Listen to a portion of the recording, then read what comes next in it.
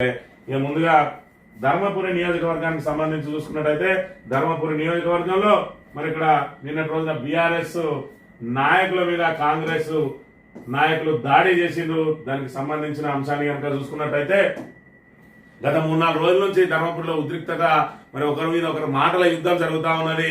మరి ఇక్కడ కొప్పుల ఈశ్వర్ గారు ఏదైతే రేవంత్ రెడ్డి మరి ఇక్కడ దళితునికి మీరు అధ్యక్ష పదవి ఇవ్వాలని చెప్పి బీఆర్ఎస్ పరంగా మాట్లాడితే మరి మీరు మహేష్ కుమార్ గౌడ్కి ఇచ్చినప్పుడు మా పార్టీని సంప్రదించిండ్రు. అయినా మీరు మరి ఇక్కడ జాతీయ అధ్యక్షుడు ఖర్గే దళిత జాతికి సంబంధించిన వాడిని పెట్టుకుని రాహుల్ గాంధీని ప్రధాని చేయాలంటా ఉన్నారు. ఎందుకు ఖర్గేని ఎందుకు ప్రధాని చేయాలని ఒక్కసారి కూడా మాట్లాడడం లేదు. మీదే బానిస మనస్తత్వం, మీరు పక్క పార్టీల మీద మాట్లాడే అర్హత లేదని అంటే మరి దానికి అడ్డూరు లక్ష్మణ్ కుమార్ గారు స్పందించి మరి ఆయన మీద వ్యక్తిగతంగా మరి ఇక్కడ తీవ్ర ఆరోపణలు చేయడాన్ని, దూషించడాన్ని బీఆర్ఎస్ శ్రేణులు తీవ్రంగా వ్యతిరేకించినాయి. దాని మీద మరి ఆ దూషణల పర్వం చివరికి మరి ఇక్కడ అభివృద్ధి రాకొచ్చింది. మరి ఇక్కడ మీ 10 ఏళ్లలో చేసిన అభివృద్ధి, 15 నెలల్లో చేసిన అభివృద్ధి మీద తేల్చుకున్నాం రాని కాంగ్రెస్ వాళ్ళు సవాల్ విసరడం, ఆ సవాల్ను స్వీకరించిన బీఆర్ఎస్ నాయకులు నిన్నటి రోజున ధర్మారం మండల కేంద్రం అంబేద్కర్ విగ్రహం వద్దకు చేయడంతో కాంగ్రెస్ నాయకులు తోక ముడిచిండ్రు. అక్కడికి రాలేదు. రాకపోవడంతో వీళ్ళు ఏదైతే విలేకరుల సమావేశాన్ని నిర్వహించడానికి ప్రయత్నం చేసిండ్రో అప్పుడు కాంగ్రెస్ నాయకులు దాన్ని అడ్డుకునే ప్రయత్నం చేసిండ్రు.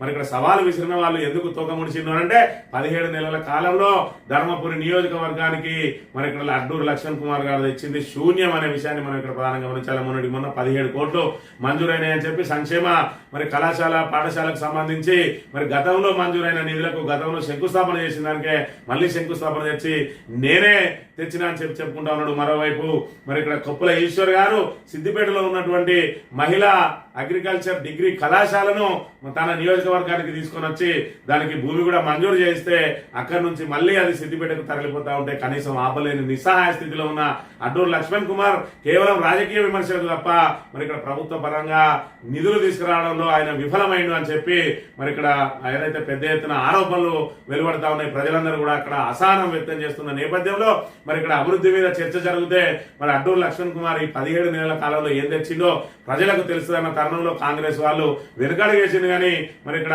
విలేకరుల సమావేశం నిర్వహిస్తే వాళ్ళ మీద దాడులకు ప్రయత్నం చేసిన పోలీసు అధికారులు కూడా మరి ఇక్కడ వాళ్ళను నిర్వహించడానికి ప్రయత్నం చేసినా కూడా వాళ్ళను బేఖాతరు చేసి మరి యథేచ్ఛగా దాడి చేసే ప్రయత్నం చేస్తే అది తీవ్ర ఉద్రిక్తతగా మారింది. మరి చివరికి పోలీసులు ఎక్కడ వాళ్ళని అక్కడ చెదరగొట్టిన పరిస్థితి. ఏదేమైనా అడ్డూరు లక్ష్మణ్ కుమార్ మరి రాజకీయ విమర్శలకే పరిమితం అవుతున్నాడు తప్ప మరి కొప్పుల ఈశ్వర్ తెచ్చిన నిధులకు మరి ఇక్కడ అంతకు రెట్టింపు నిధులు తెచ్చే ప్రయత్నం అయితే చేస్తలేడని తీవ్ర విమర్శలు వ్యక్తమవుతున్నాయి. ఒక డిగ్రీ కళాశాల తరలిపోతా ఉంటే ఇప్పటి వరకు అడ్డుకోలేదు. మరి ఇక్కడ 12 నెలల కాలంలోనే మరి రెవెన్యూ డివిజన్ చేస్తా, బస్సు డిపోలు తెస్తా, అదేవిధంగా డిగ్రీ కళాశాల తెస్తా, పాలిటెక్నిక్ కళాశాల తెస్తా అని చెప్పి మరి అనేక హామీలు ఇచ్చిండు. అవి లేకపోతే రాజీనామా చేస్తా అన్నాడు. 12 నెలలు కాదు 17 నెలల కాలం గడిచిపోతుంది. ఇప్పటి వరకు ఏ ఒక్క హామీని అమలు చేయకపోవడంతో మరి ఇక్కడ ఇప్పటికే కాంగ్రెస్ ప్రభుత్వం 6 గ్యారంటీలు మరి ఏదైతే 420 హామీలు అమలు చేయక చెతికిల పడ్డదో మరి ఇక్కడ ఖజానా నిల్లుగా ఉన్నది. దాంతో మరి ఇక్కడ మంత్రులు ఎవరి నియోజకవర్గానికి వాళ్ళు నిధులు తరలించకపోతా ఉన్నారని ఎమ్మెల్యేలందరూ కూడా మాకు సిడిపి నిధులు కూడా రావడం లేదని ఆవేదన వ్యక్తం చేస్తున్న సమయంలో మరి ఇక్కడ అడ్డూరు లక్ష్మణ్ కుమార్ నిధులు తేలేక మరి ఇక్కడ అక్కసనంతా బీఆర్ఎస్ నాయకుల మీద వెళ్ళగక్కే ప్రయత్నం చేస్తా ఉన్నాడు. రాజకీయ విమర్శలకే పరిమితం అవుతున్నాడనే విమర్శలు కూడా వ్యక్తం అవుతున్న అంశాన్ని మనం ఇక్కడ చూడవచ్చు. బీఆర్ఎస్ నాయకులపై కాంగ్రెస్ దాడి, అభివృద్ధిపై సవాల్ విసిరి చర్చకు వస్తే దాడికి యత్నం. పెద్దపల్లి జిల్లా ధర్మారంలో ఉద్రిక్త పరిస్థితులు. పెద్దపల్లి జిల్లా ధర్మారం మండల కేంద్రంలో బీఆర్ఎస్ నాయకులపై కాంగ్రెస్ శ్రేణులు దాడికి దిగాయి. ధర్మారం మండలంలో బీఆర్ఎస్ ప్రభుత్వ హయాంలో అప్పటి మంత్రి కొప్పులేశ్వర్ ఎలాంటి అభివృద్ధి చేయలేదని కాంగ్రెస్ నాయకులు వ్యాఖ్యానించడంతో పాటు చర్చకు రావాలని బీఆర్ఎస్ నేతలకు ఇటీవల సవాల్ విసిరారు. దీనిపై బీఆర్ఎస్ నాయకులు స్పందించి మంగళవారం ధర్మారంలోని అంబేద్కర్ విగ్రహం సాక్షిగా చర్చకు సిద్ధమని ప్రకటించారు.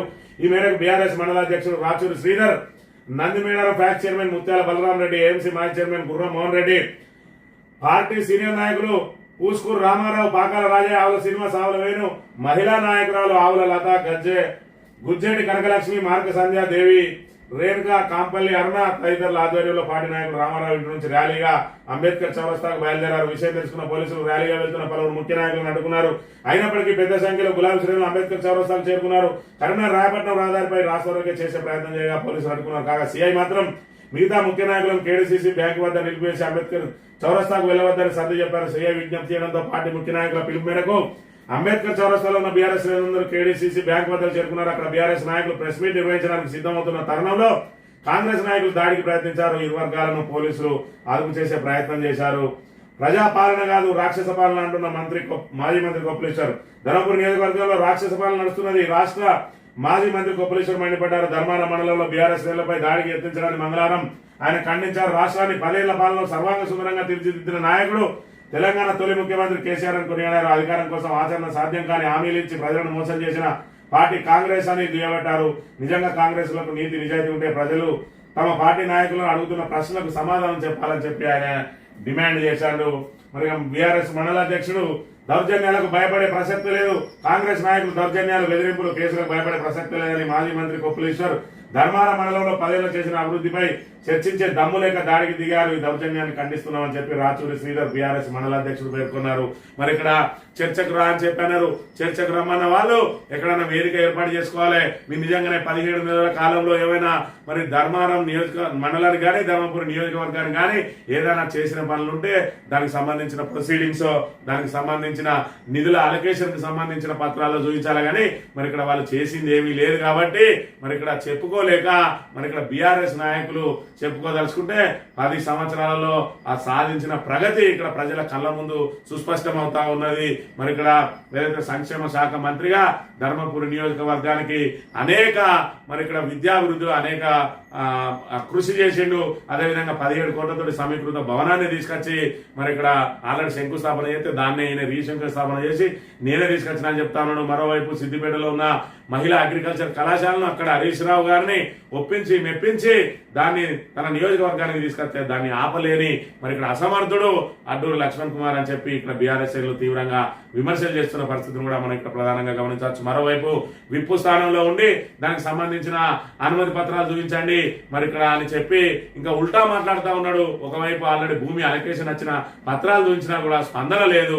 మరి ఇక్కడ ఏదైతే తమ అసమర్థతను కప్పిపుచ్చుకోవాలంటే ఎదురువాడి మీద మరి ఇక్కడ ప్రతిపక్షాల మీద ఎదురుదాడి చేయడాన్ని ఎంచుకుంటా ఉన్నారు. పైనుంచి మొదలు పెడితే మన రేవంత్ రెడ్డి, ముఖ్యమంత్రి రేవంత్ రెడ్డి నుంచి మొదలు పెట్టుకుంటే సామాన్య కాంగ్రెస్ కార్యకర్త వరకు కూడా మరి ఇక్కడ చెప్పడానికి ఏమీ లేక విమర్శలు చేయడము, లేదంటే ఎదురుదాడి చేయడం, లేకపోతే పోలీసులను అడ్డు పెట్టుకుని దాడులు చేయడమే లక్ష్యంగా మారింది వీళ్ళకన్న విషయాన్ని మనం ఇక్కడ గమనించాలి. మంత్రి నియోజకవర్గ